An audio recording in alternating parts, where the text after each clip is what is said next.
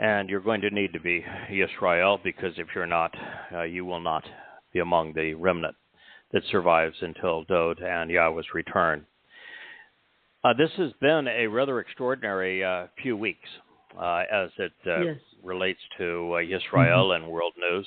It was about a month ago that we began to discuss what Jackie and Dee, and I think you helped us doing some of this research as well, Kirk.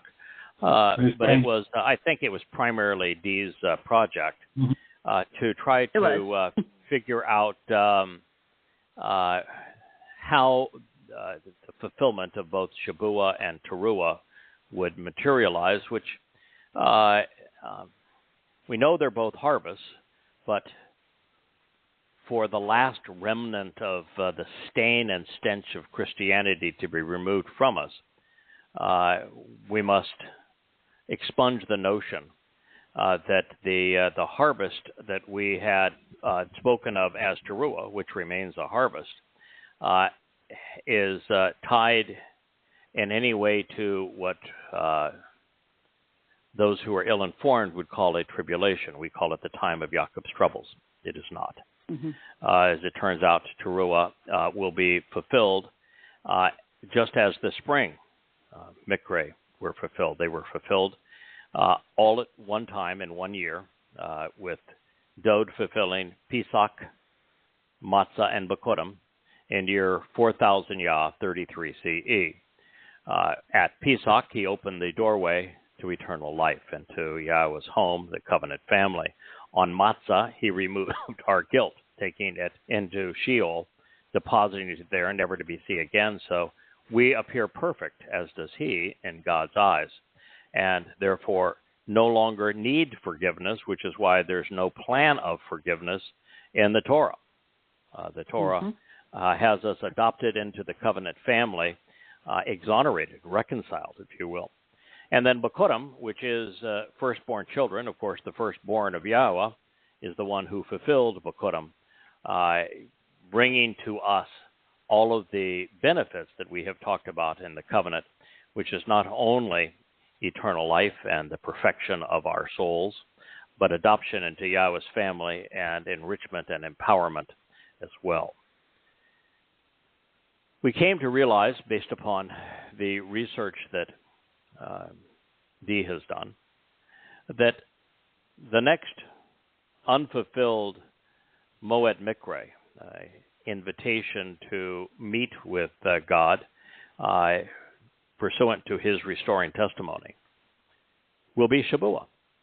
And that Shabuw'ah was not fulfilled, certainly not as a Christian Pentecost, because there is no church associated with God of any kind, nor a New Testament, and both Peter and Paul were complete frauds.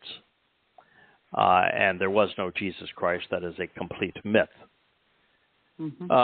But as we expunge that notion from us, we have Shabuw'ah yet unfulfilled. It is a spring harvest. It is a harvest of grain. And it is a celebration with 2 loaves of bread, which is Goyim and Yisrael. And so it is this day where everyone is invited, few will attend. But it is this day that those who have chosen to be with Yahweh, to be part of his covenant family, will be removed. And it is the preferred harvest, because everyone who is part of it has taken advantage of what Yahweh has made available to us over these past 3,500 years, and has chosen to be with him, but not with our backs up against the wall, with other opportunities and options. And yet we took the time to study what he was offering and asking in return, and accepted his conditions, and have received the benefits. And Yahweh is going to celebrate that with us on Shabuw'ah. So then you say, when will that occur? Well, the logical time for that to occur is 7 years prior to Yahweh's return with Dowd.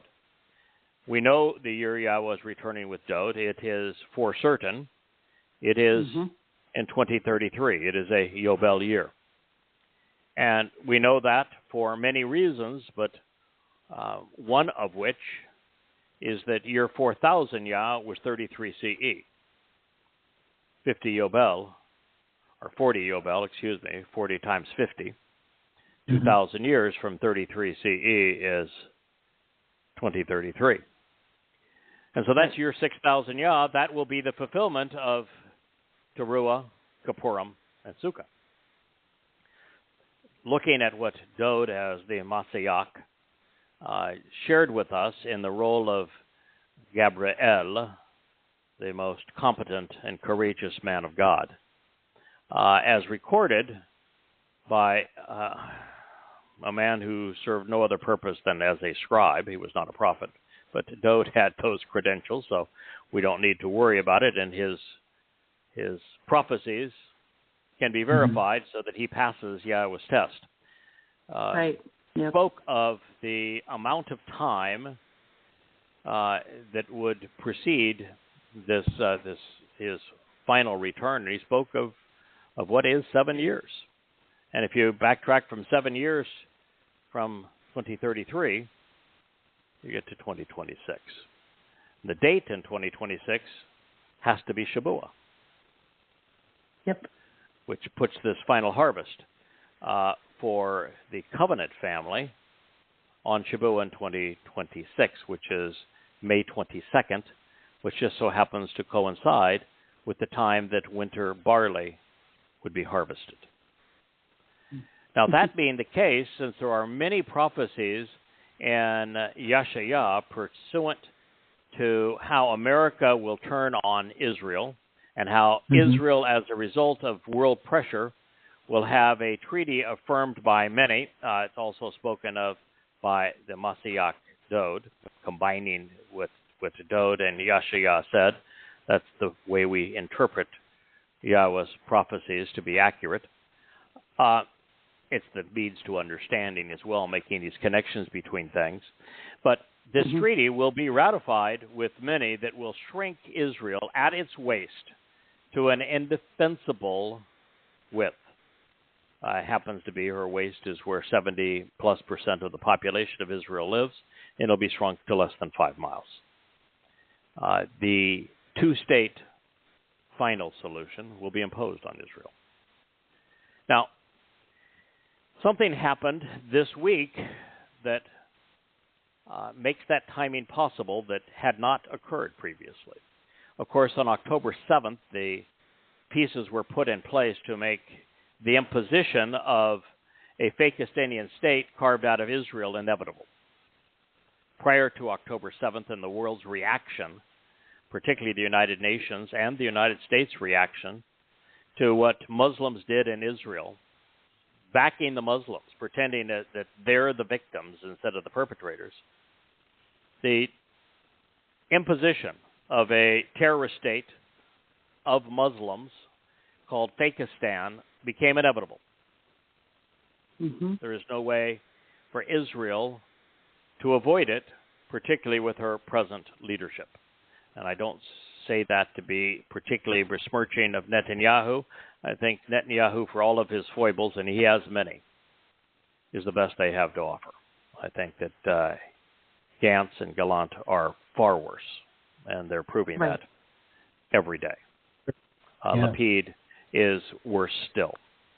So of the 4 potential leaders that are known in Israel, Netanyahu is by far the best they have. And he doesn't have the wherewithal anymore to avoid the imposition of a Fakistanian state. It's going to occur. It appeared with 4 nations recognizing it as part of NATO that it was going to appear soon, particularly with the United States putting together a resolution at the United Nations Security Council demanding a ceasefire, ending the war. Hamas victorious. Hamas survives. The very perpetrators and orchestrators of the rape and plunder and slaughter and abductions and then subsequent torture of Jews on October 7th would stay in power. And the United States not only sponsored the resolution but voted in favor of it. It was unanimous. And so it was inevitable that a two-state solution would be imposed. And what I have shared with our listeners now for probably several years, I don't know how far this goes back, but what I've said is what you want to watch in terms of how the United States does a 180 on Israel is that, first of all, I said on the evening of October 7th, actually, I was maybe 2 or 3 days thereafter, when Biden came and gave the best speech, far better than any Israeli leader, in support of Israel against Hamas. And it's not Hamas that's the foe here, it's Islam. It's Islam. I said, be careful. This is a Trojan horse. This is what the people want to hear, what they want to see, but this is not real. It is a Trojan horse. The United States is going to turn on Israel. And, of course, we've witnessed that. The United States, particularly the Biden administration, has done a 180 and has turned on Israel. But part of the motivation for that, the United States is exceedingly self-centered and greedy. It is a nation that thinks the world is its to control, to manipulate. And the manipulation that the United States has been most interested in, and this is the thing that I think I started to bring up more than 5 years ago, is Saudi Arabia and keeping Saudi Arabia committed to exclusively petrodollars, selling all of its oil in dollars, which continues the United States currency, the dollar, as the world's reserve currency. That means to buy oil that all nations end up trading between them in dollars, which means they all have to hold dollar reserves. But the moment Saudi Arabia, the largest seller of oil, which is the number one commodity in the world, renounces that and accepts other currencies, like their largest customer is the Chinese, and accepts the yuan or the ruble or any other world currency, the euro, then the dollar does not have to be held by all the nations in the world for them to trade. And if they don't have to hold them, the world is flooded with dollars, and the value of the dollar goes down appreciably. Moreover, the United States can no longer do what's called quantitative easing, which is to create the illusion of solvency by creating mythical money to fund its debt. Now, under those circumstances, the United States actually has to go out and borrow money, and no one in their right mind would loan America money without interest rates going sky high because of all the risk that's involved now without Saudi petrodollars. So the United States is now one hiccup away from financial collapse, economic collapse. And I don't care what you say, well, the economy is, not all that unsound, and the jobless rates, this, that, or the other. I'm telling you that we have amongst the world's worst debt to GDP ratios, particularly when you consider unfunded mandates and state and local debts on top of federal debt. I think we are well over 200% of GDP. When you're near 100%, you're in serious trouble. We're twice that. Wow. The combination of that, the fact that funding the debt with interest as it will rise under these circumstances will become the largest line item, exacerbating the problem tremendously. Yeah. And exactly. The currency is going to implode. It's fiat currency. It's a debt instrument. It's based totally on faith, just like it was a religion. And it's going to implode. The U.S. is breathing her last gasp. Now, the reason that the United States was negotiating so hard for a treaty with Saudi Arabia, where the United States was willing to do for Saudi Arabia what it did once before and has never done for Israel. Sacrifice its own sons and daughters' blood, which is what we did when George Bush the First sent American troops in to die, killing Iraqis to protect Saudi Arabia from the invasion of Saddam Hussein. Right. The United States has never sent troops in to protect Israel from Egypt or Jordan or Syria or Iraq or Lebanon or any other country. And this deal that the Biden administration had agreed to with Saudi Arabia had the United States committing its sons and daughters, the blood of its children, to protect Saudi Arabia. That was the deal. But to sweeten the deal, because Mikey, as I call him, MBS, Mohammed, the Crown Prince, who is as slippery and sadistic as any psychopath in world history, he had Biden by the and he knew it. And so he demanded more. He demanded that the United States provide Saudi Arabia with nuclear energy and therefore access to more nuclear weapons than it already has, a whole nuclear industry. But that wasn't enough. Saudi Arabia, Mohammed, Crown Prince, gives lip service to Islam to keep alive, because he loses his power base, he loses his life if he renounces Islam. But he doesn't believe it anymore. Then, of course, well, his position would be less volatile against Islam, not volatile, but antagonistic towards Islam than my own. I probably have the most antagonistic position in the world against Islam. Yeah. Then again, I know the religion better than anyone else. Mm-hmm. And to know it is to hate it. But Muhammad, he's no fan of Islam. You can see that he's trying to modernize Saudi Arabia, working around Islam. And his greatest threat are fundamentalist Muslims who would kill him to impose Sharia. And therefore, Wahhabi versions of it, which are the most extreme, most fundamental, we should say. So he needs defending.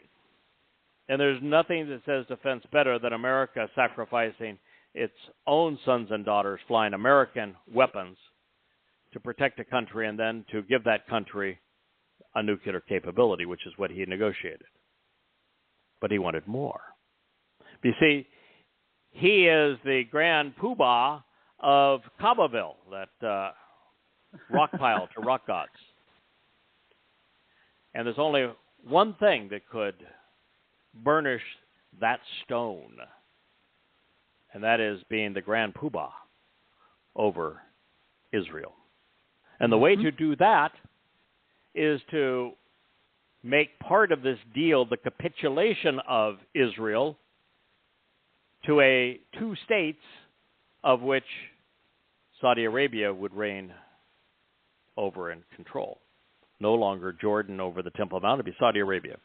And Saudi Arabia would be the grand poobah over Gaza, which they would pay no attention to because they don't care if the Muslims kill Israel. And also Judea and Samaria. That would give him major kudos within the Islamic world. At that point, he can do whatever he wants to do. Didn't happen. And so now with that deal off, because the only reason the United States would pursue it and sacrifice Israel on the altar of economics, literally sacrificing Israel, which is what the Biden administration intended, for America's economic prosperity. That deal's now off. It's over. Saudi Arabia decided to let the deal on petrodollars lapse. Whether they join BRICS or not now, it is irrelevant. The only thing that mattered was petrodollars, and they have allowed it to lapse. So there is nothing left. Now, the reason that's important in terms of the timing, and we get back to May 22nd of 2026, is that the way the world was headed, with the United States working so diligently to save its economy by sacrificing Israel, that's now over. Right. Biden administration would still like to be he would like to be the new Neville Chamberlain. He was auditioning for that role, but unless the United States assassinates Netanyahu, which I wouldn't put it past the United States doing so, they've tried all manner of political assassination. It isn't going to happen during the remaining years of the Biden administration. So he's not going to get that plum of being the next Neville Chamberlain. And therefore, it is likely that the Pakistani terrorist state of Islam will not be imposed in the next year, and that is delayed until late May of 2026. Because what Yasha'yah predicted is that when that deal is implemented, Muslims will flood into Israel in such numbers that there won't be enough bullets to stop them. And what we have spoken of on this program, time and time again, just as I predicted exactly what happened in Israel on October 7th, in writing and on this program, more than a year in advance of it occurring, exactly as it occurred, I've also predicted that the next phase will be 100-fold. Not 2,500 Islamic jihadists, but 250,000 Islamic jihadists. Not 5,000 rockets, drones, missiles, and mortars, but 500,000 of them.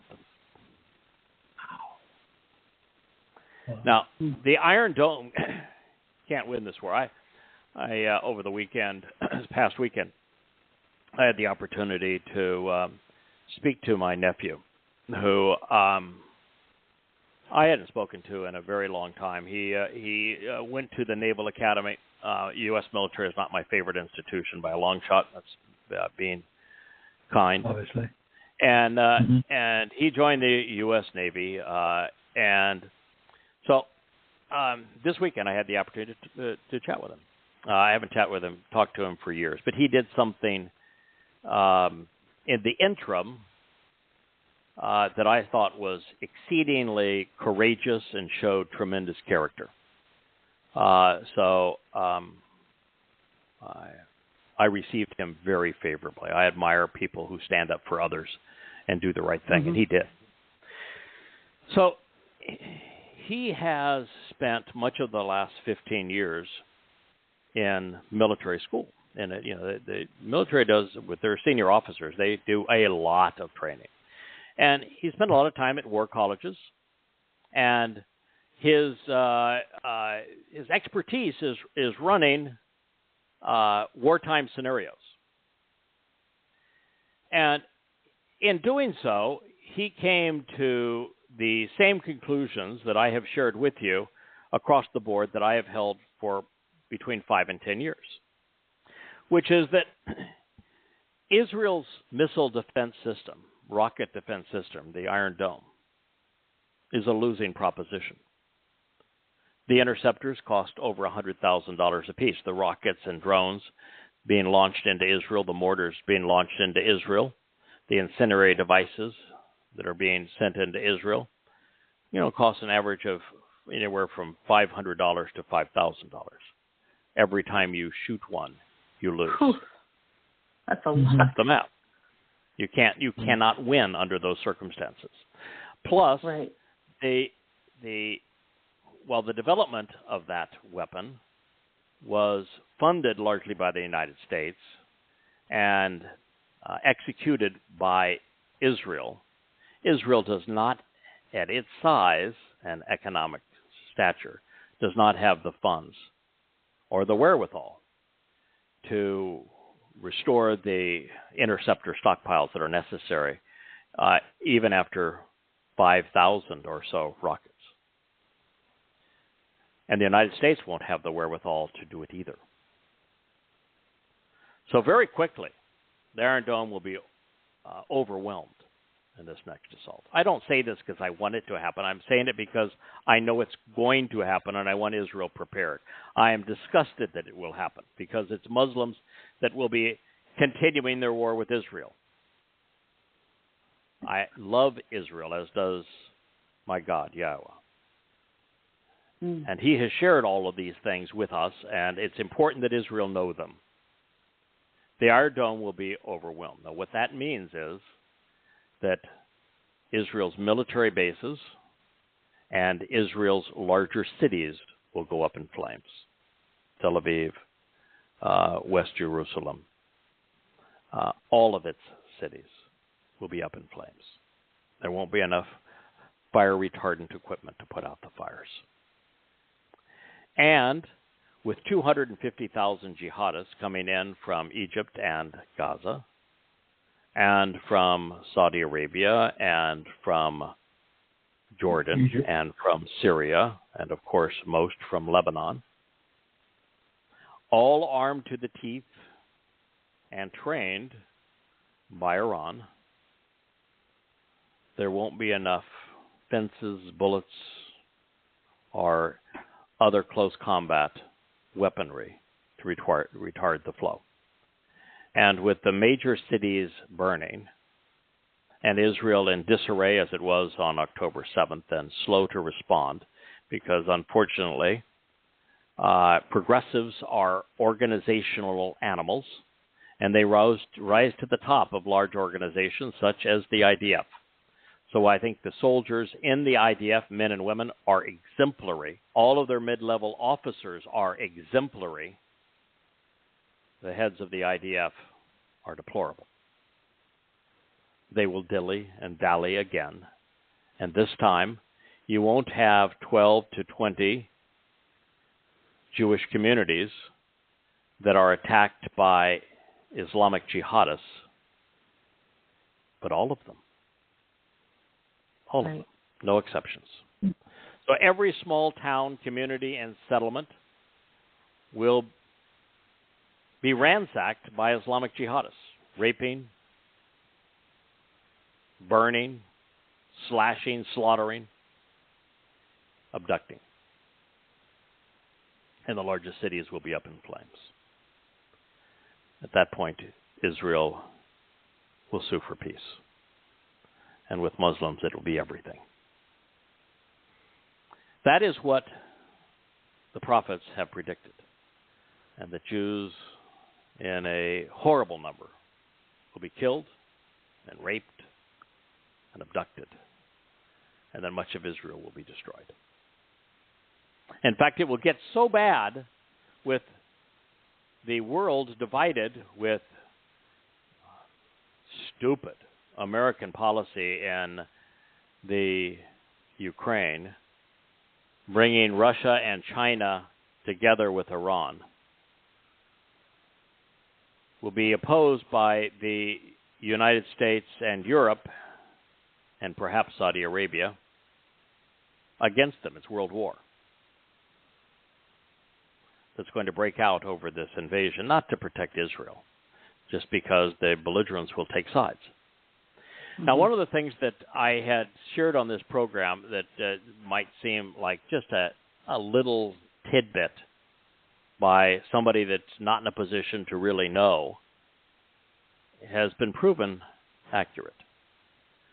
What I said is that America's military has devolved into projecting a force through its battle groups. We have, at present, 12 aircraft carrier battle groups. And what I said is because of the range of the airplanes on those battle groups, they have about a 1,200 nautical mile range, which means that the aircraft carrier has to be within 600 miles of the target for the airplanes to return. And under those circumstances, that puts the aircraft carrier in surface-to-ship missile range, which has a 1,000-mile range, and the protections on those aircraft carriers, those very fast Jesus Gatling guns and the like, can readily stop the first 10, 20, maybe even 30 missiles. But there won't be 30 missiles sent against the battle group and the aircraft carrier. Well, there will be many hundreds. And after the bullets and the protections all run out, they will hit. And it won't be even 15 minutes after a war begins with China or Russia that America's battle groups are gone. Wow. America without aircraft carriers. Wow. Now we have no way to project a force, so we may have an army, but what good is it?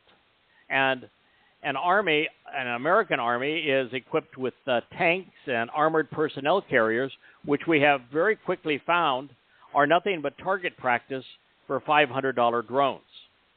They're coffins. Yeah. Mm-hmm. And so everybody in any one of them is going to burn alive.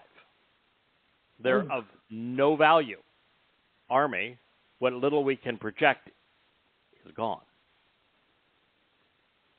What's left? You can't fly an airplane in because surface-to-air missiles are far too good and too cheap.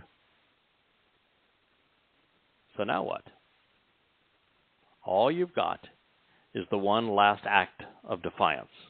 And by the way, all of the supercomputers of the U.S. military running war games have now confirmed what I'm telling you. There's only one survivable resource in the U.S. arsenal. Nuclear. Boomers. Missile-carrying submarines. Oh. And they only have one way to engage. Nuclear holocaust. Mm-hmm. That's what we're up against, folks. That's why if Yahweh did not return with Dowd on Kippurim, October 2nd of 2033, sun set in Yisrael in Jerusalem, it'd be over. All life on earth would be extinguished. That's where we are. It is inevitable. It isn't terrifying. It's reassuring. Not for us, but for the rest of the world, it's just like, how could it get this bad? It's man being stupid. And today, progressive education is indoctrination in stupidity. Yes, indeed. Today, conspiracy theories, which are the fastest growing religion, is indoctrination in stupidity. Religion has been indoctrination of stupidity for a very long time. Extreme politics is also the same thing. What I also had the chance to sharpen my understanding of family dynamics over this past weekend. And one of the things that I was able to synthesize from what I experienced is that with psychotic individuals, overtly religious individuals, and overtly political individuals, they only know two modes. Mm-hmm. They're either controlling and manipulating, or they're attempting to destroy. Yep. You either capitulate to the prevailing religion or politics, or they seek to destroy you. Look at progressives who are in power now and what they have done to Donald Trump.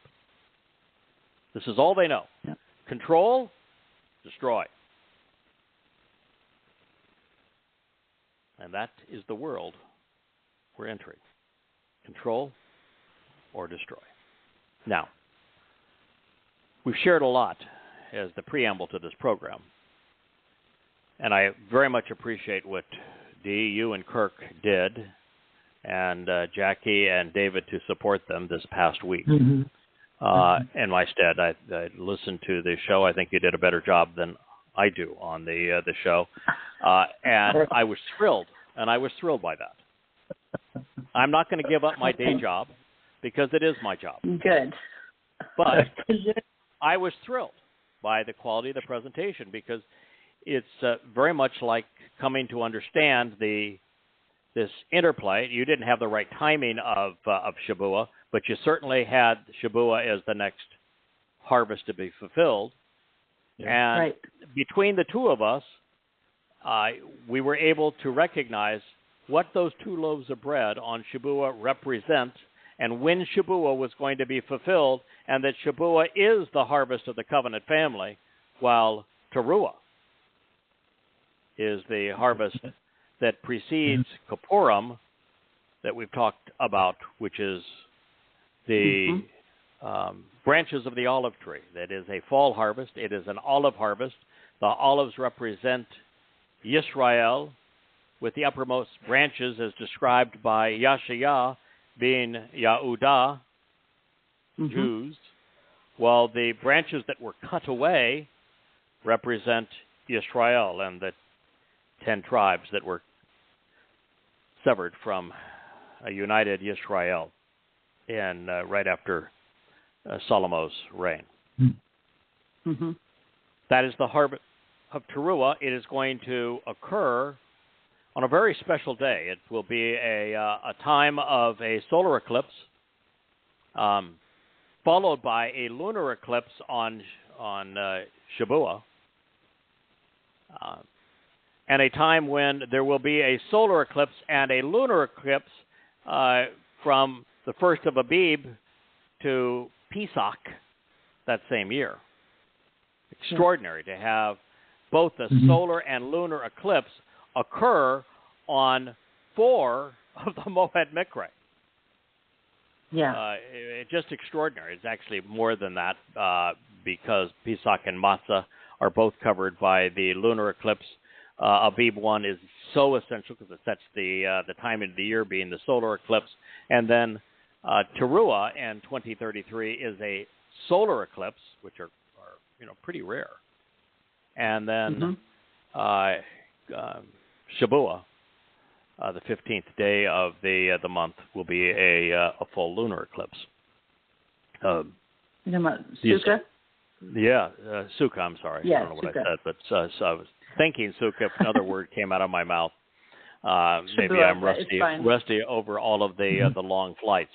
I understand. When you're thinking, we do this program extemporaneously, and you're thinking about what you're sharing. You can think one thing sometimes and say another. But fortunately, they were both S words. the job that I have been given isn't that of a prophet. It's that of a witness, that of an observant foreigner who is a herald, a voice calling out in the midst of this wilderness.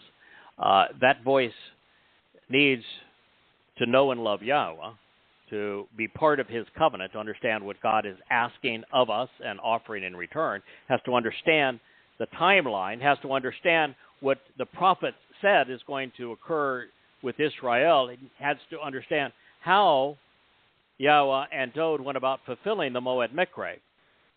Has to understand the role Dowd plays in all of this and of his return. It's a lot of things that he must learn, know, and share. And he must serve as both a teacher and guide for Yisrael, calling Yisrael back home, but also, according to Yasha'yah, as a father to the covenant family.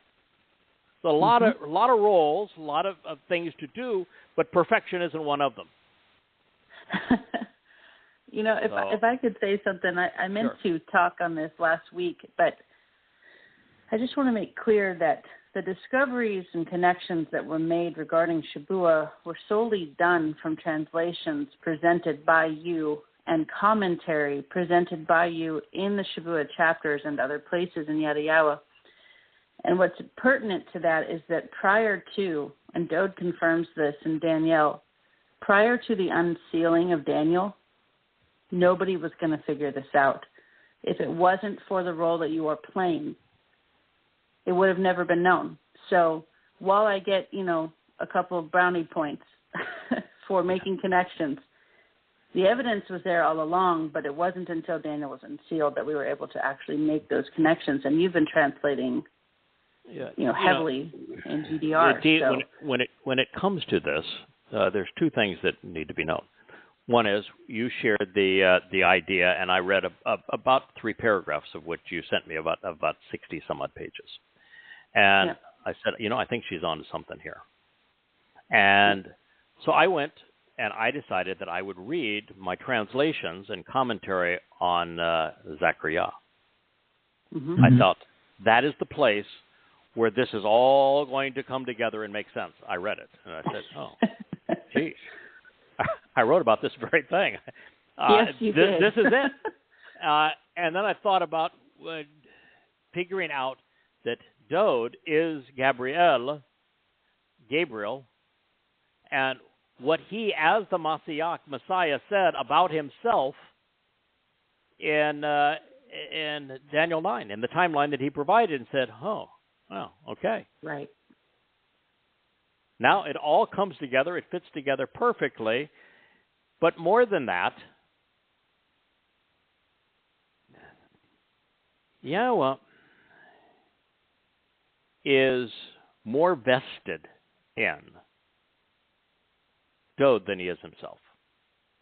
Mm-hmm. Oh, absolutely. Yahweh taught Dowd what he knows through his Torah guidance. He inspired him with his spirit.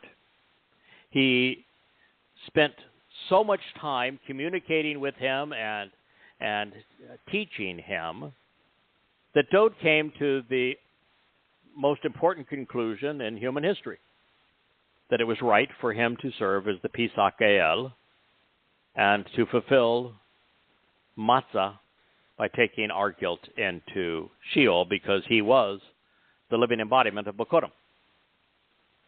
He came to that conclusion, announced it to Yahweh, made all the prophecies regarding it, and because he did those things, and because Yahweh is the reason that he did those things, and Yahweh enabled those things, if you wanted to upset God, do what Christians and the religious rabbis have done, and replace Dowd with an unnamed Messiah or a fake Messiah, and Son of God. And to your peril. And as a parent, I'm going to tell you, particularly in the way that Yahweh and Dowd interacted, there's nothing that upsets God more, and nothing that pleased him more than when Dowd figured it out and went to Yahweh and said, "This is what we're going to do. You know it, I know it. You want it, I want it." Mm-hmm. For all of these reasons, had to be the proudest moment, really, of Yahweh's existence. I think he's proud now, but never more so than at that moment. And when his son fulfilled Bikurim and returned to him, what a glorious moment for father and son, for family, for the covenant. Yeah. I'm telling that story because the way that Yasha'yah presented the role that I'm fulfilling is as a father. Yep. And when members of the covenant grow and learn and share profound insights, this is the thing that is far more gratifying than finding them yourself, and particularly if you know you work together to achieve them. Yes. Yep. Best of all. So this is a glorious celebration of what the covenant family is all about. Indeed. But as it pertains to Yisrael and to the world at large, that's your timing.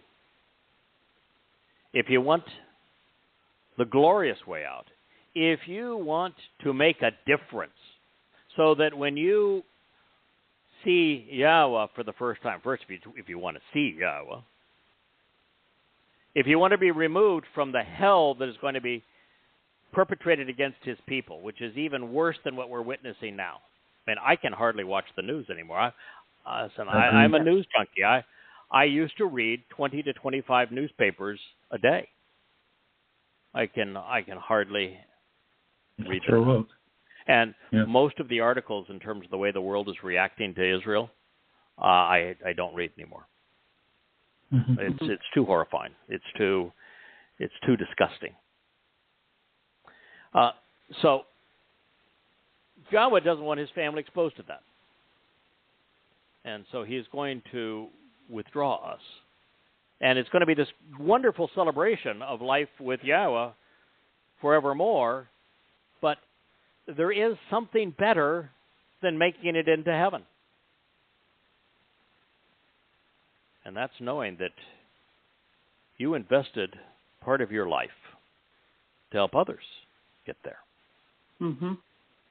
It's something you can have a sense of satisfaction for all time. It's why Dowd fulfilled Pesach and Matsah.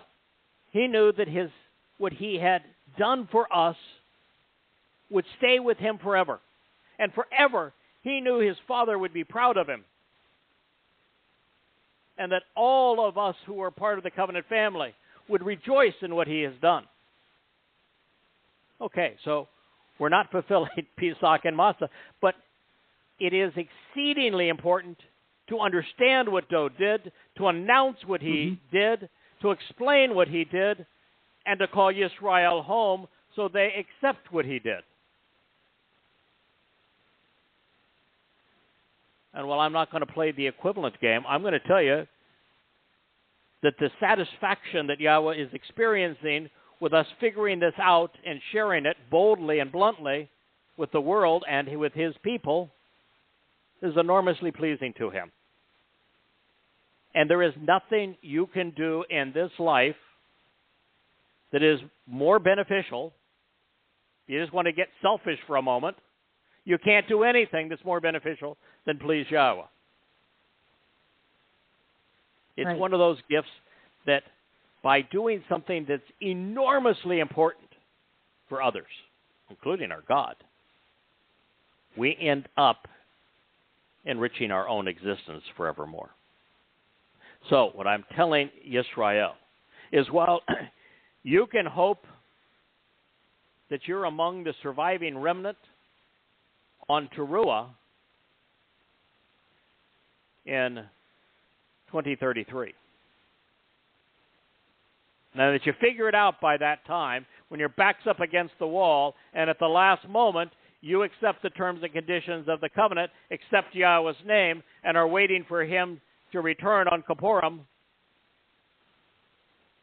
and you're part of that celebration. But if you are, so what? Okay, so you made it into heaven. Good for you. What did you contribute? Nothing. Nothing. Yeah. Good point, yeah. Given the opportunity, you did nothing. Aren't you embarrassed, Yisrael, that a dreaded goy and a goy-based family, well, there's a lot of us with Israelite DNA, a lot of us. Not all of it. I'm not, but not all. Kirk, you and I are not notable exceptions and stated exceptions. I mean, if my DNA came back Yehud, I'd be disqualified from the prophecies that hundreds of them that Yah has made about this role. Right. But he was very clear that there are 2 loaves of bread for Shabuw'ah. Yep. He's very clear that the message that is being communicated, and this was announced by Shlomo at the dedication of the first covenant home for the family on Mount Moriah, that the message would be for Goyim and Israelites. But good God, Israel, this should have been your job. It was all set up for all of us to be beneficiaries of your relationship with Yahweh. And yet you spit in his face.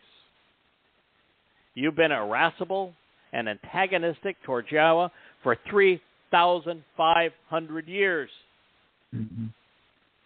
You know, maybe in all of that time, at least from Moshe through the early years of Solomon, and then the handful of prophets that followed, maybe 100 Israelites who had a relationship with Yahweh, maybe. Mm-hmm.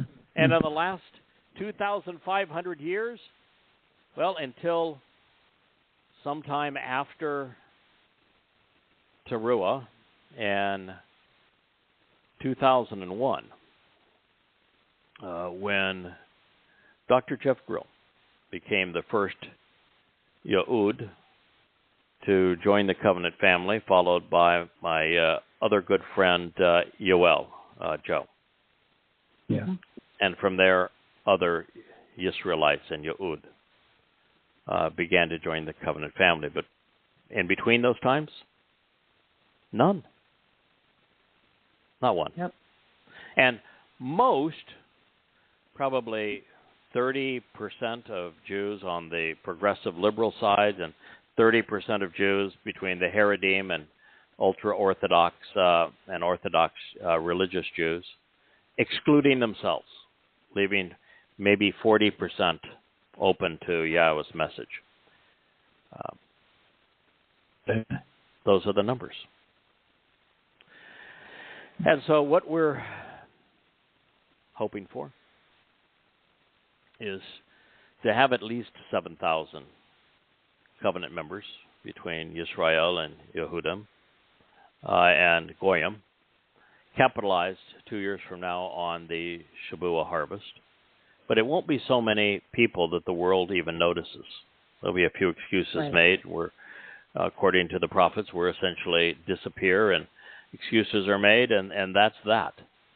And then it's going to get so bad for Israel and Israelites and Jews that there will be a final remnant that finally, with their back up against the wall, says, okay. We can't rely on rabbis. We can't rely on our politicians. We can't rely anymore on the IDF. Whether or not I can breathe another breath tomorrow or even an hour from now is in question. The whole world has turned against me and my people. Perhaps now we'll give Yahweh a chance. Please don't wait till the last moment. No. Listen, all the pressure now is off me and the role of Nakri and the role of Choder and the role of Bashar, of Harold. Because all that was ever required is a tough word, all that was ever expected and predicted of the role that I'm playing on behalf of Yahweh and his people was to communicate the message such that there was a Shabuw'ah harvest. And there will be. And and both quantity and quality, it's going to please Yahweh. And 3.5 years thereafter, on Pesach in 2030, I'm returning with Elia. I will have had a nice, I don't think it'll be a vacation in Shamayim. Oh, I think you're going to be very busy. Yeah, I think it's going to be a working a time of work, because there's so much to prepare for, and the return, and so much that's being counted on the return. But upon that return, just as I did not achieve these 33 books that are now on the shelf at Yada Yahowah on my own, we have a covenant family supporting this effort. And we also I have the benefit of the 7 spirits of Yah making it possible. This is still very different than the return with Elia, Because then we're essentially spiritual beings that can take a material form with a minute part of who we are now, having all of the wherewithal of Yahweh and his malach, and Yahweh's going to put these books up in the sky for people to read. We're going to be able to speak every language. Somebody becomes irritating, we can incinerate them with words. It's a very different kind of situation. And you're there with the prophet, and the most articulate of the prophets. Timeline certain. It's a very different set of circumstances.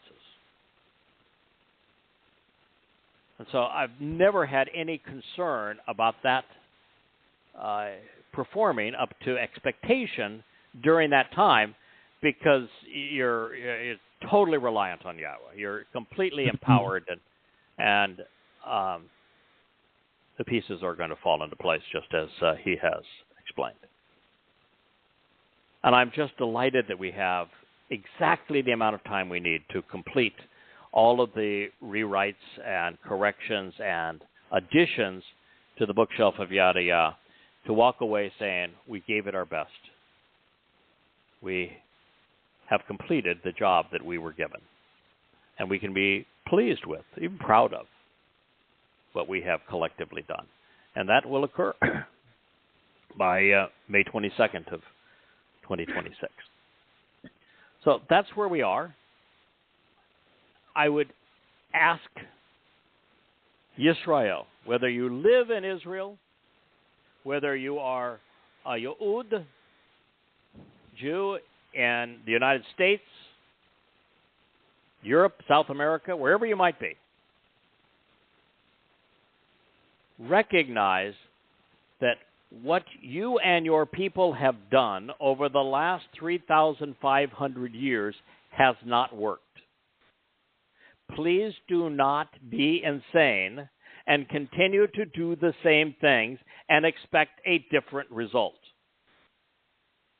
Go to the bookshelves, begin with an introduction to God, understand how you have been so irascible, so embittering, so rejecting of Yahweh. You won't even say his name. You have no idea what the conditions of the covenant are. You have no idea what Yahweh's offering through it. You have no idea what the 7 Moed Mikre represent. You have no idea when they were fulfilled and when they will be fulfilled. Yeah. You don't even know who your Messiah is, who is the Son of God. You don't know any of this. And it's all been laid out for you. I figured it out. Why can't you? Why didn't you? And now we've served it up on a silver platter, as Dee said.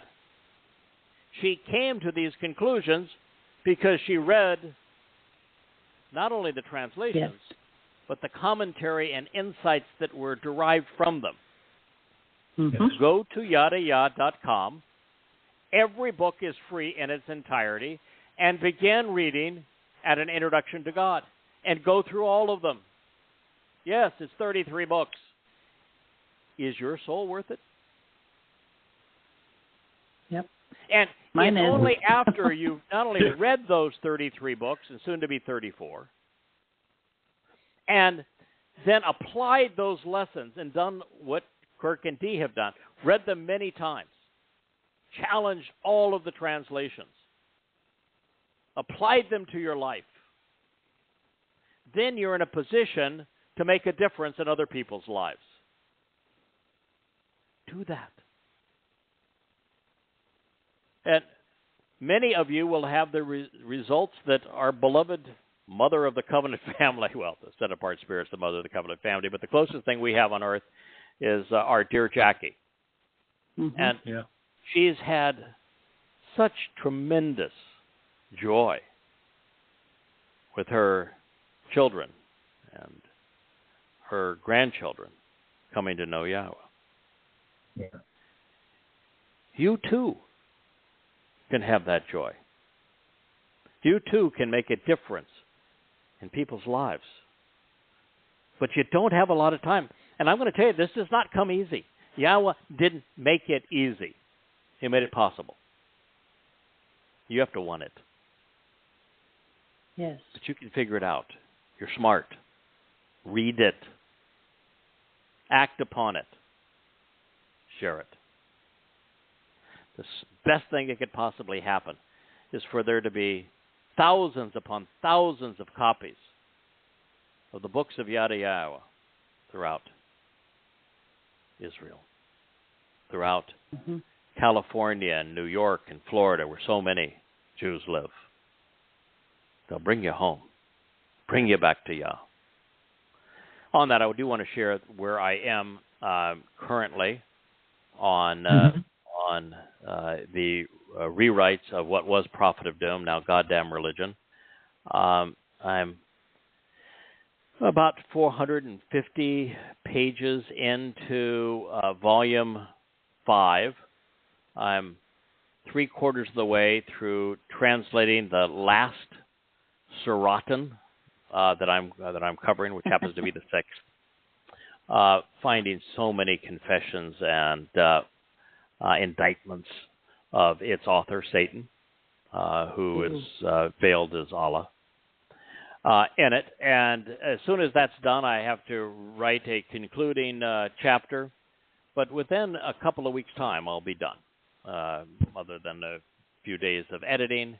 And then the team is going to put together a Muhammad's Own Words index based upon all of the new translations and the additional translations that are in the 5 volumes, 4.5 up to that point, almost 4 and 3/4. They'll put that together, and we'll publish the final book. We'll go into Twistianity, formerly questioning Paul, write a couple of new chapters for the opening of it to explain precisely who Dowd is, what he did, and how the myth of Jesus Christ was based upon ripping off Dowd's titles, both the Messiah and Son of God, and his role as our Savior, and how there was no person named Jesus Christ. He is a complete myth designed to denounce what Dowd, the Messiah and Son of God, has done for us, our Savior.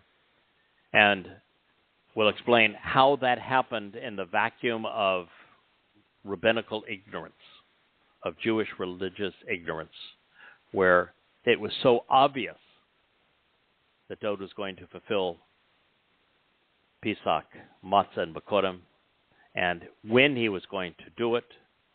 But they not only missed it, they denied it and came up with the replacement Messiah of their own, Bar Kokhba. And now we're searching for another replacement Messiah. So we'll write a chapter regarding that, and probably a revised version of Why You, Why Me, to properly orient the text that follows, and then I'll rewrite 4 volumes of Twistianity, hopefully incorporating some of the newer and additional analysis of the Christian New Testament, all to demonstrate that it was a complete fraud. Not just hearsay, but dumb say. Dumb say. Good. And after that, we'll complete Coming Home 3, more of Dowd's Moed Mikre, which we're about to return to in a moment.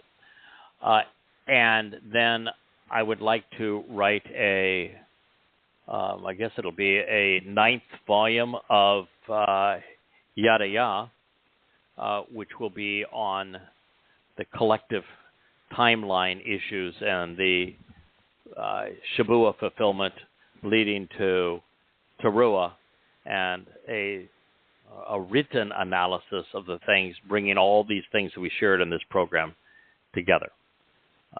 Nice. We reach more people with the spoken word, particularly now with these social media movies that combine graphics and the spoken word. We reach more people that way, but it is not Yahweh's preferred way of communicating. No, right. That is in writing. Yahweh prefers communication in writing. So I will write it all down and bring it to you.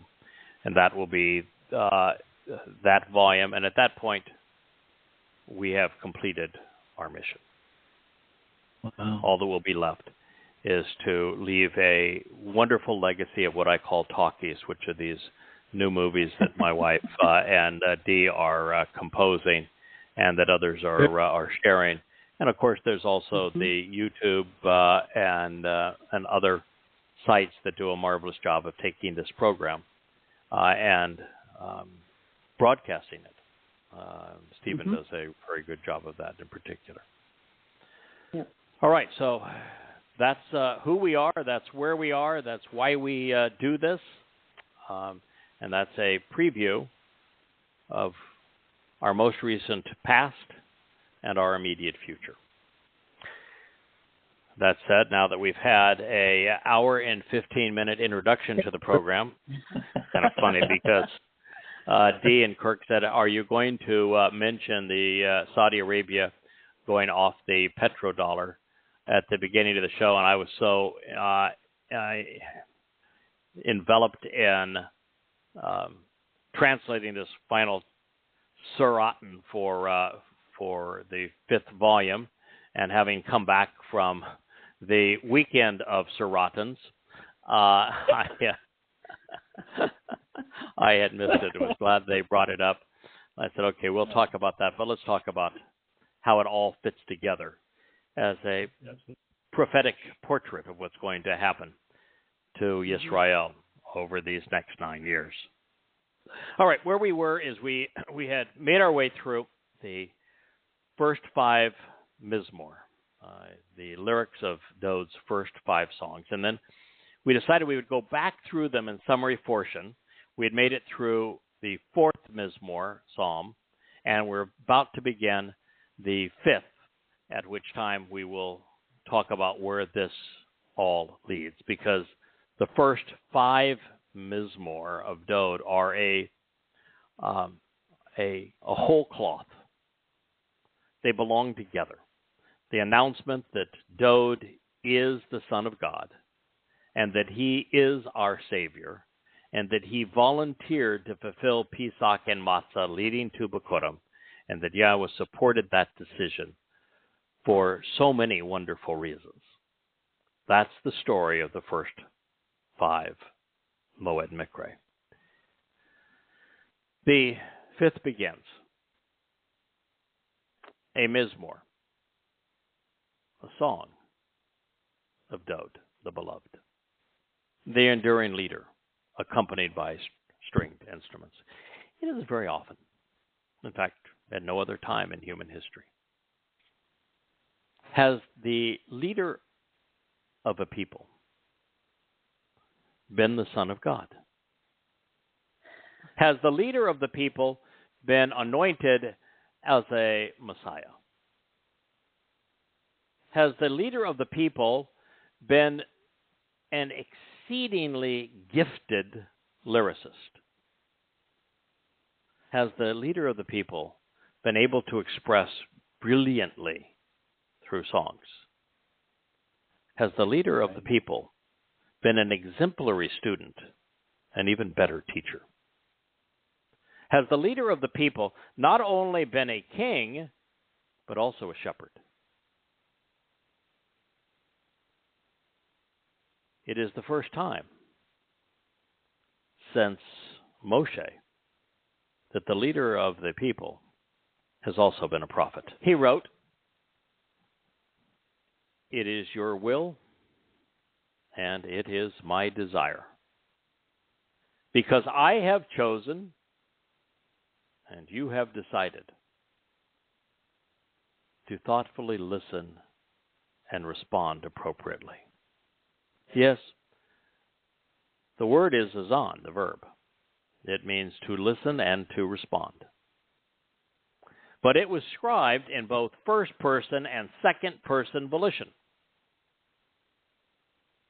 And therefore it is your will and my desire, because I have chosen and you have decided to thoughtfully listen and respond appropriately to my words, each meaningful phrase and promise. Yahweh, because you and I have both come to an understanding.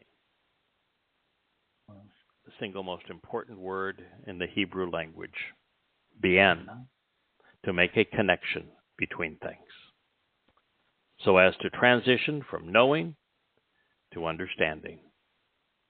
Regarding my thought process. What a statement.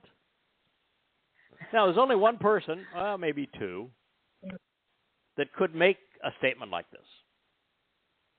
Dowd and Moshe. Now, Moshe would not have made it. It just was not in his personality to come across this way. He could say this to the people of Israel and did, but he would never say it to God. But something profoundly changed in Dowd. The moment he recognized that he could and would fulfill Pesach, Matsah, and Bakurim, and therefore save all of Yisrael, Yehudem, and the covenant family, and please his God, and actually be the implement that God uses to pursue his ultimate agenda. The moment Dowd realized that, he didn't just endear himself to every member of the covenant family, but also to God. He's in a different position now than the rest of us. He can say what I wouldn't even dream of saying. It is your will and my desire, because I have chosen and you have decided to thoughtfully listen and respond appropriately to my words. Yeah. Each meaningful phrase and promise that I have made to you, Yahweh. Because both you and I have come to an understanding regarding my thought process. Wow. That puts Dowd in a different universe than the rest of us. He earned it, mind you.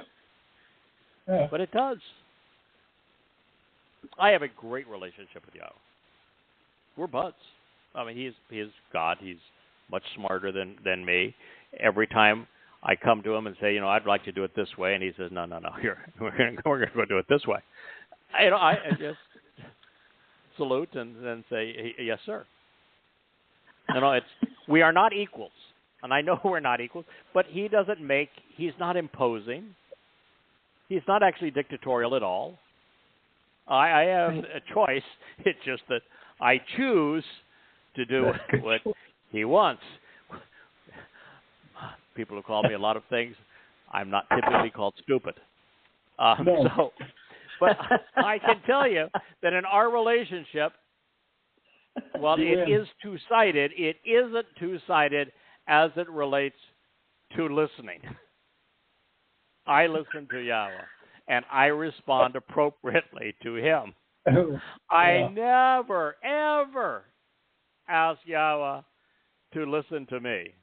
I never ask Yahweh to respond to my thought processes. All I want is my thought process to be consistent with his and to listen so that I know what he wants, how he's trying to achieve it, and things work out really well when he's the talker and I'm the listener. That's what the purpose of the prophets and the Torah and these Mizmowr are. He communicates to us through them. We listen. We respond. We come to understand. We thank him for making it possible for us to understand. But that's not what Dowd said. There's no other prophet that says this, by the way. Just because he's a prophet doesn't qualify him to say it. Yasha'yah is not making this statement. Moshe is not making this statement. Zechariah is not making this statement. Yirmiyah is not making this statement. Hosea, even the sarcastic Elia ain't making this statement. Okay? That's a difference. And we ought to celebrate that difference and say, for a man to be able to make this statement, inspired by Yahweh to make it, and say that he and God are of one mind and of one heart, of one soul as it relates to what they have agreed to accomplish and what they're saying about it is so extraordinary. To bypass him for the myth of a Jesus Christ, or to bypass him for the troublesome nature of a Bar Kokhba is insane. Yes. We both agree. Again, I can. Now, oh, by the way, I could say that we both agree. I can say that to God. Yeah, Why? Because I agree with him. So, yeah, we can all make that statement. It's pretty easy because we agree with him. Why not agree with him? What he says makes sense. What he says is in our interest. What he says is really beneficial. We both agree, and it is mutually beneficial. I could even say that, but I can't say the rest. If you listen attentively and respond accordingly, I wouldn't say that under any circumstances. I won't even say that when we're side by side in Shamayim. I mean, as I say, we have a wonderful relationship. We have a father-son relationship. I'm not saying that to God. I couldn't even imagine saying it. I'm so glad he said it. We both agree that it is mutually beneficial if you listen attentively and respond accordingly to the voice of my urgent and significant request to help my sovereign and counselor and my God. What was Dowd's urgent and significant request to help that he said, Yahweh, you and I agree, you need to listen to this? Dowd announces that he's going to fulfill the three most important days in human history. Yeah. That he's going to be our Savior. That he's going to serve as the Pesach and then he's going to fulfill Matsah by his soul taking our guilt into Sheol.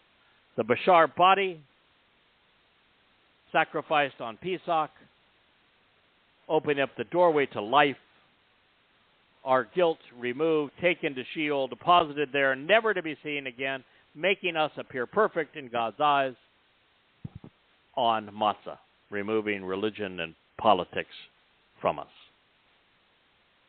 All leading to Bikurim, where we become children in Yahweh's family. And even Bikurim, firstborn children. And the second-born children are on the Taruw'ah Harvest. They're on the Taruw'ah Train. We're the firstborn on the Shabuw'ah Harvest. Yep. That's what he's saying here. It's urgent. It's significant. It's helpful. Only person in human history who could make that statement. And it's not bragging. Right. It's an announcement of perfect harmony with the Creator God of the universe. Indeed, because for you, and solely on my own initiative, I want to provide the justification to intervene, having thought about every contingency while foreseeing the future. And I want to be persuasive in conveying my point of view, presenting my argument to intercede. It's all there. It's been there for 3,000 years. All we had to do was convey the words accurately. All we had to do. Indeed, because for you, and on my own initiative, free will and all, I want to provide the justification to intervene. How did he intervene? As the Pesach as the soul, the nephesh, carrying our guilt, religious and political crimes against God, against man, into Sheol to deposit him there so we look perfect? I look at myself as a flawed implement. It's not the way Yahweh sees me. Right. Not the way Yahweh sees any of these covenant children, because Dowd took our guilt and removed it and threw it into Sheol. It's gone. We don't need to be saved. I've said for the last 20 years, salvation is an afterthought. I don't even care about it because God didn't even speak of it. The purpose of Pesach and Matsah is to make us immortal and to perfect us such that we can be eternal children in his family. It presupposes salvation, is what I said. Actually, it's better than that. It no longer requires salvation. Mm-hmm. If you're perfect, which we are in God's eyes because our guilt has all been removed, we don't need saving. We're perfect. We show up. God, here we are. Don't even need to knock on the door. That's what Dowd enabled. I want to provide the justification to intervene. Having thought about every contingency, and there's a lot of them, Yahweh has to bring him back, most likely 3 years before his fulfillment of Pesach, just as he was anointed a second time, at 30 years old, right? Mm-hmm. I think so, yep. And then prepare for him to be brought back once again on Kippurim to anoint the mercy seat of the Ark of the Covenant in a manner consistent with the Torah's instructions, as prophetically explained in Zechariah. And so we have Dowd saying, I thought it all through. I understand from the prophecies and what you've told me that I'm returning as the eternal King of the universe. That, Yahweh, you're going to continue to be as you have always been, which means you're going to interact with men through men. Then I understand you chose me as that man. That's what Dowd recognized. And he also recognized that Dowd had many, many qualities that exceeded Moshe. His courage, his intellect, his oratory, his passion, and his will to defend them. That's not to say that Moshe was a slump on those things. Moshe is the finest, I think, in my view, Moshe is the finest human being who ever lived. Had more character. Each of the Taruw'ah have unique qualities. You're the talkative one of the three. Yeah, we all have different qualities. And as you have found, I am the bull in the religious shop, busting everything up. So we all have our proclivities. When Moshe says I don't want to do this, I'm not articulate. He said, well, you got a blabbermouth brother. He's coming around the corner right now. So I ought to take care of it, right? Well, I could be the blabbermouth brother. So Dowd said, you have lots of words pouring out. Yeah, that guy, he's a blabbermouth. Let's pick him. Certainly he'll say enough words that people will finally get it. Okay.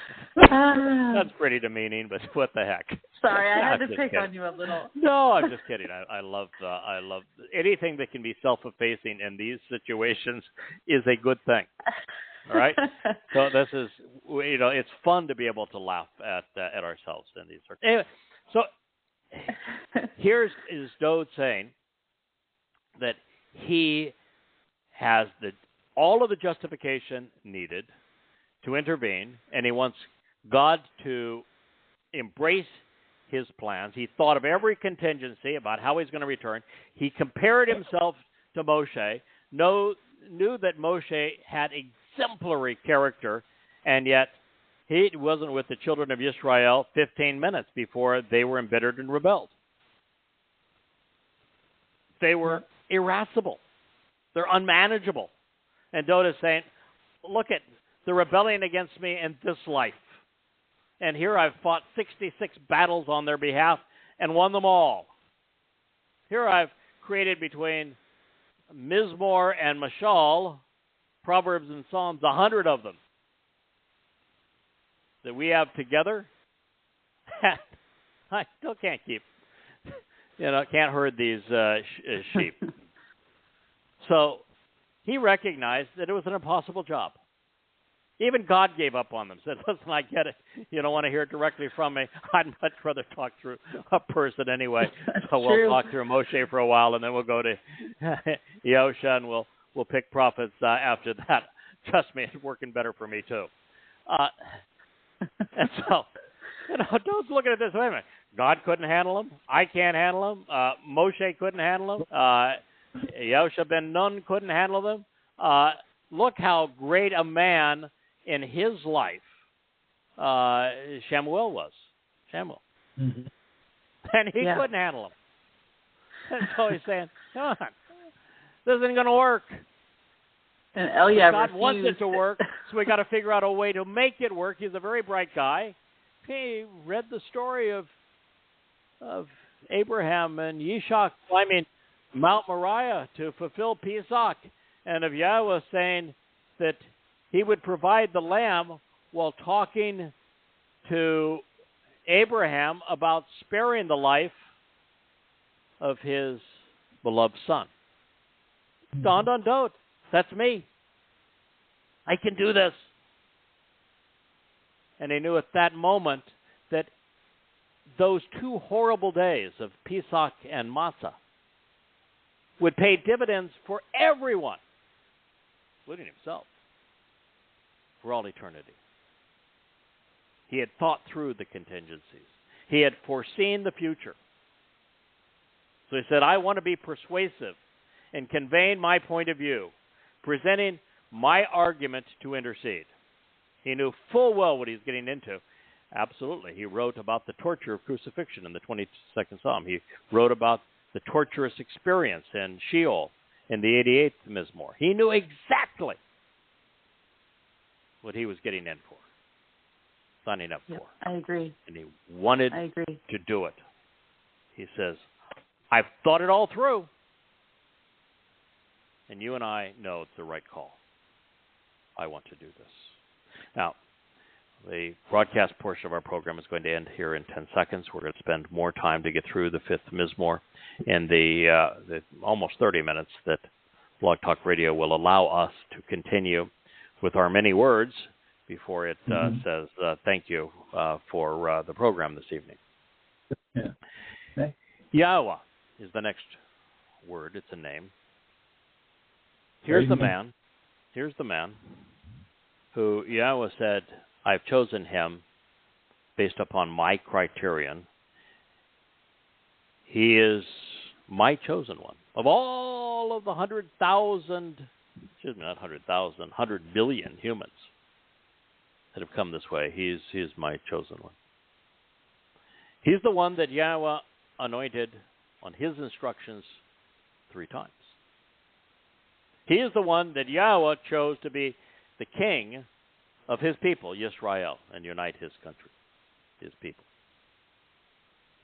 He's the one that he decided to inspire as his prophet. He's the one that God said could serve as the Pesach and our Savior. And yet he did something that Jews haven't done for at least 2,500 years.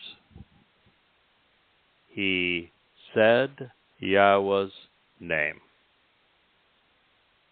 Now, if he is the Son of God, and God claims that is so, if he is the Messiah, and God claims that is so, if he is our Savior, and both he and God claim it so, if he is our returning King, and he and God claim it so, if he is the exemplar of the covenant, he says Yahweh's name, and you Why don't. won't you? Do you think he's wrong, or are you wrong? Are the rabbis wrong, or is Dowd wrong? Pretty easy. Definitely the rabbis. You don't have to be super bright to figure this one out. No. Yahweh. In the morning, when it is best to gain information regarding the sacrifice, as the sun rises during a new day of enlightenment, you will hear the sound of my voice. You see, in the previous statement, he said that he is going to intercede on our behalf. The intercession, Pesach and Matsah. Bikurim occurred first morning light. Dowd's soul was released from Sheol, and in the full light of day, he reappeared and went to Yahweh.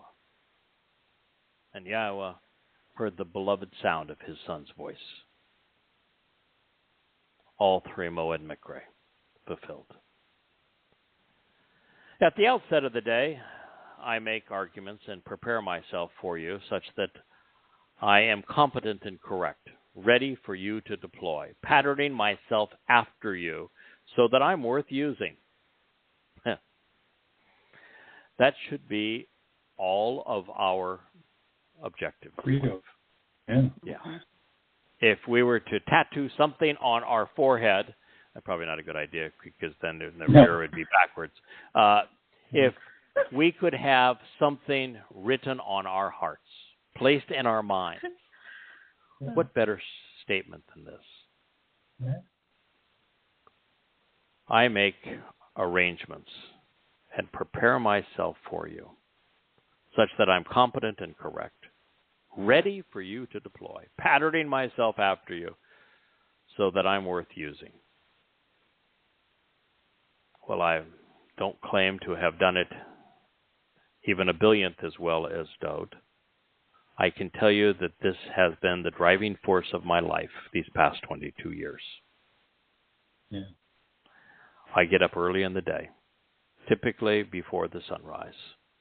And at the outset of the day, I make arrangements and prepare myself for you, Yahweh, such that I'm competent and correct, ready for you to deploy, patterning myself after you, so that I'm worth using. I remain watchful and focused, properly adorned, with everything arranged. What is that adornment? It's a garment of light provided by the set-apart spirit, Dowd's spiritual mother. Everything arranged, full understanding of precisely what he was going to accomplish for the benefit of all of us. And he remained observant and focused. For God, you are not willing to accept that which is wrong or waver regarding that which is malevolent and fraudulent. Countrymen who are counterproductive and harmful, injurious and unethical, raw, cannot congregate or dwell with you because they are alien to you and conspire against you. This is why matzah is necessary. Most of us grew up in a religious and political climate. Our parents were either religious, political, or both. And it takes a lot to shed that, to walk away from it. It clings. The stench stays. And fortunately with Yahweh, all we have to do is stop pursuing being religious, stop pursuing being political, and we're no longer stained by those things, but the stigma of them and the guilt of having been there still needs to be removed from us. And Dowd recognized that his fellow Yehudim and Israelites had been injurious and unethical. Even he had been. And since those qualities can't coexist with Yahweh, they have to be removed. And he understands that in particular, the religious and political are conspiring against God, and if they're actively conspiring, there's nothing that can be done to save that individual. He then says, the arrogant who seek praise, the foolish and flashy, the confused and deluded, cannot be present, appear, or stand before your sight. We've said this so many times on this program. You can't fix stupid. Religious people are indoctrinated, and so are overtly political and obviously conspiratorial people, to forego evidence and reason.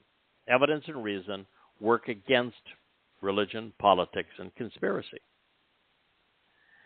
And so those who are involved in those things are confused, they're deluded, and they're often arrogant in their pursuit of these things. A progressive person thinks they're better than everybody else.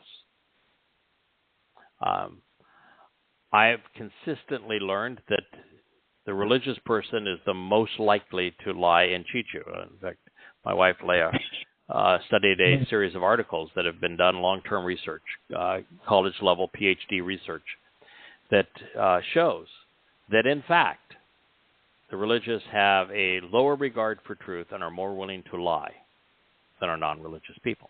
It's exactly as I expected. Yep. I agree. You hate and are hostile to, abhorring and shunning, all who are engaged in, practice, or advance immoral and unjust religious deceit, which is twisted and perverted. Awon. Awon is broad-based deceit and perversion. And the only place that you could speak, the only place where broad-based twisting and perverting of and deceitful messages hold sway over a large group of people pursuant to God is in religion. Yeah. So Awon is religion. You either destroy or expel, exterminate or eternally separate, abad, those who speak religious lies, especially the delusions promoting false gods. This is what Dowd's sacrifice was to resolve. For those who have stopped being religious, who have did what Moshe did, who have done what Abraham did and Sarah, to walk away from religion and politics, and at that point, God is prepared to meet with that individual, invite them into their family, and for those who have disassociated from religion and politics, the door is open to accept Yahweh's terms to enter his family. So there's an open invitation at that point. And what Dowd is saying is that having read the Torah, he realizes that those who are still religious have an open door, but to Sheol, not Shamayim. And that there is a difference between those who are foolish and accept religious lies and those who promote them, which is why this was written such that some are simply being exterminated, their souls no longer existing, their souls being destroyed. Others are being expelled. Some cease to exist, others are eternally separated. Depends on whether or not you have been deceived by religiosity or you are among the deceivers. Yeah. Mm-hmm. You either destroy or expel, exterminate or eternally separate those who speak religious lies, especially the delusions promoting false gods. Bloodthirsty individuals, as well as the deliberately misleading and deceitful, including those who hold a false perception of reality and who use guile and subtlety while pretending to be truthful and promoting religious worship. Yahweh sees as repulsive and rejects, holding them in contempt as vile and abhorrent. The religious who think, oh, well, we're serving our God, we're worshiping our God, we're the gatekeepers to our God. Yeah, the only problem is that your God happens to be Satan. Yep. He is the Lord of Lords for sure. Yeah. That's the adversary. Yahweh detests religion. That's why this new series is no longer Prophet of Doom. It's goddamn religion. All of them. He hates them. God despises religious worship. He abhors the religious. So the very institutions that claim that they're the ones that are pleasing God. You hear all the time the rabbis of the Haredim saying, you know, if it wasn't for our prayers and our Torah study, which they mean Talmud, Israel would have been overrun. And the only reason those missiles sent from Iraq were shot down is not because of the Iron Dome, because we were being religious. God's saying, no, I find that repulsive. Because they're the ones who change the nature of God so that it mirrors themselves. They obscure God's name. They obscure his son's name. They deny his sacrifice. And for that, God finds them vile and abhorrent. But as for me, Dowd says, through the abundance of your devotion and steadfast love, your unfailing kindness and enduring affection, I will come, and upon arriving, I will enter your family and home. Now, this is a pretty bold statement. Dowd saying that based upon all of that you have provided in terms of love and kindness, that he absolutely, unequivocally, no questions asked, are entering Yahweh's family home, which is Shamayim, the seventh dimension. Thank you. Now. This is a statement I would make. I have no problem with this statement. No. Well, if you're stating what God has agreed to do based upon his terms and conditions, you've accepted his terms and conditions, of course. No doubt about it. No doubt about it for any covenant member. No doubt about it for Dowd. No doubt about it for us in the covenant family. No doubt about it for anyone who accepts the terms and conditions of the covenant and who attends the Moed Mikre as they were inspired and fulfilled. And what he's saying is, I'm going to enter your Bereth. Bereth is the home of God. I have chosen, on my own initiative, to make an informative announcement, explaining this verbally by showing and making this known regarding your set-apart temple and palatial residence with reverence and respect to you. Remember when Dowd was sitting there with Nathan and saying, you know, I live in this beautiful house of cedar, and Yahweh's out there living under some blankets. So what I want to do is I want to build a really nice house for Yahweh.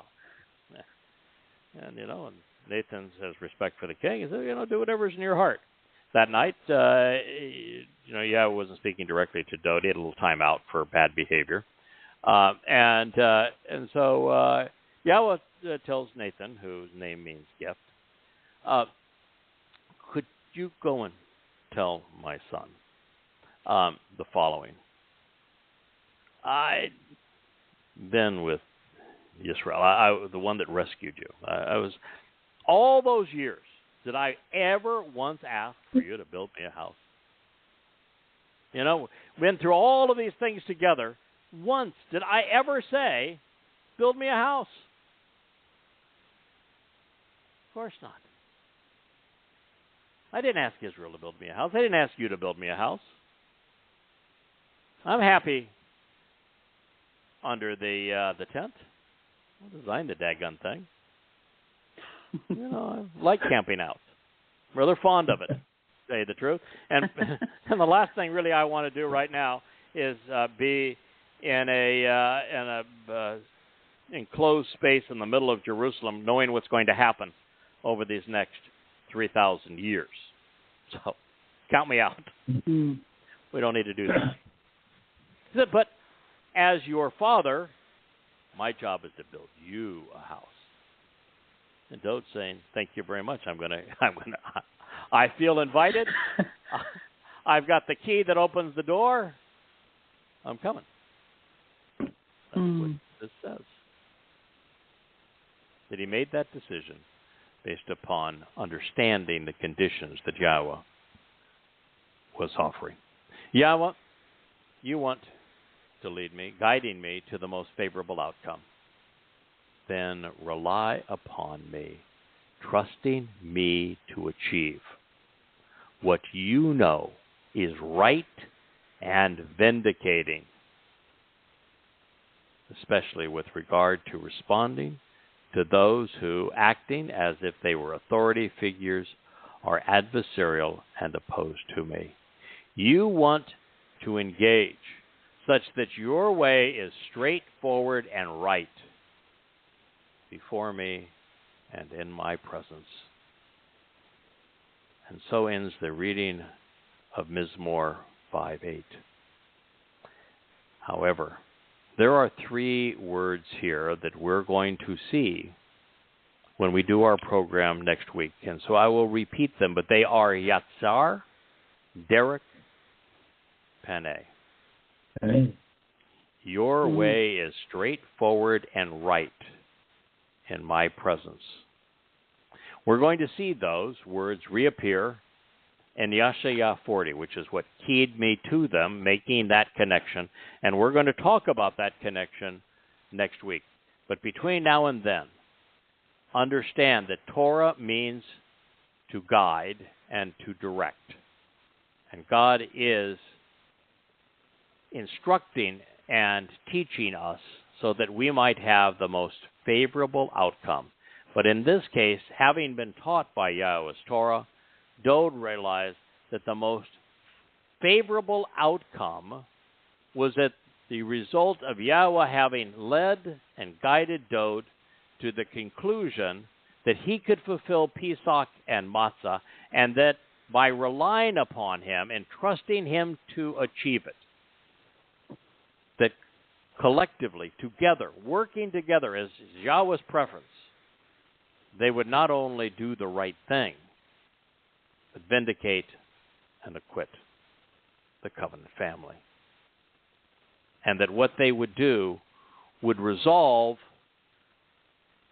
the contrary nature to religious and political authority figures and their adversarial position, particularly relative to Dowd. Judaism is replacement theology against Yahweh and Dowd. Christianity is replacement theology against Yahweh and Dowd. Mm-hmm. And so that is what is being resolved. And so Dowd says, you want me to engage in this way because it's your way and it's straightforward and right. And we're going to do it together in my presence. Wow.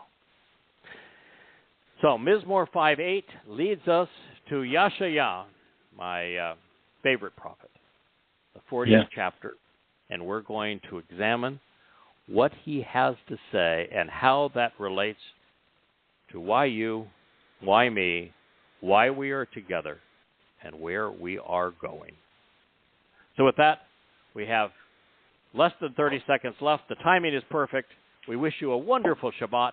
Thank you again for the wonderful program last week, Kirk and Dee. And Covenant family, we look forward to being with you again this time next week. May Yahweh bless you all. Good night. Good night, y'all. Good night. Shalom, shalom. Shalom.